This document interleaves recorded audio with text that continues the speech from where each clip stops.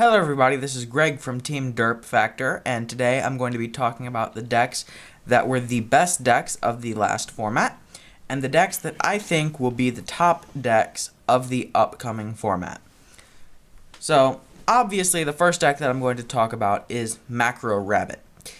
This deck has been absolutely insane the last two formats even, maybe even longer. Rabbit is just an incredible deck. When you can open Rabbit, Tour Guide, and some back row and pretty much win from there, that's a good deck. I mean, the deck is inconsistent at times, but you can play out of it, and the deck tends to win. The next deck that I think was one of the top decks of the format that's coming to a close is, of course, Merlantians. Now, a lot of people are torn on this deck. Some people think it is absolutely like the best deck ever. Other people think that the deck is just total shit. I'm kind of in the middle on this, actually. I've played against the deck, I've played with the deck, and I can see how the deck can be inconsistent, but I can also see how the deck can win. It's pretty sacky when it wins, much like Six Samurai, because you have to get really, really lucky or cheat to be able to win with these decks. But it's still a deck that is topped consistently and deserves a place on the top 3 decks of the format. The last deck that I'm going to talk about for the format that's coming to a close is Windups. Windups lost popularity, and that's partially due to the release of the new sets and things like that, and Water started to take over. But Windups towards the beginning of the format were absolutely amazing. You could open Magician and Shark and go into Shockmaster, and there was nothing your opponent can do about it. People thought Windups were going to be dead because they didn't have the hand loop, and it turns out that the deck is still just as good as it was before. The format that's coming up, we don't know at all what's going to get hit on the list.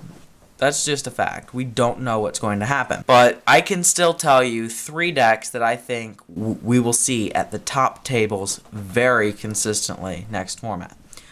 The first deck, Fire Fists. The deck was just released, it's just gaining popularity, and it's in the top at every regional and every local where there's someone who's playing it. That's just insane. I think the majority of their topping will be due to the hype surrounding the deck, and it will just be because so many people play it, but it will definitely be one of the top decks of the format. The next deck is Hunders. Now, the Thunder family is an incredible deck. I've had the pleasure of playing with it and against it over the last couple weeks, and I think no matter what happens on the list, the deck is going to be insane next format.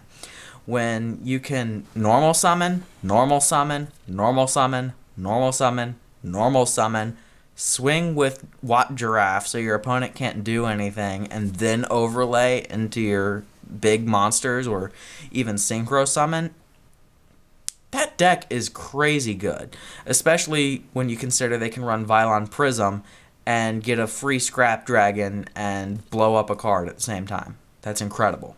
The last deck that I'm going to talk about that I think will be one of the top decks of the next format is Prophecy, or Spellbooks.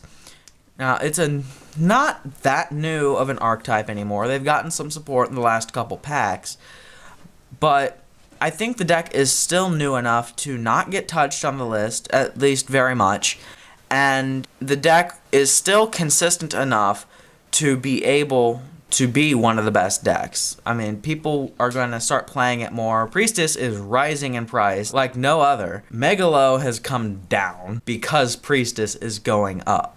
I mean, that's just how it is. Right now, High Priestess is sitting at about $100 a copy. I think that definitely Fire Fists, Hunders, and Prophecy will be the decks to look out for next format. Thanks for watching.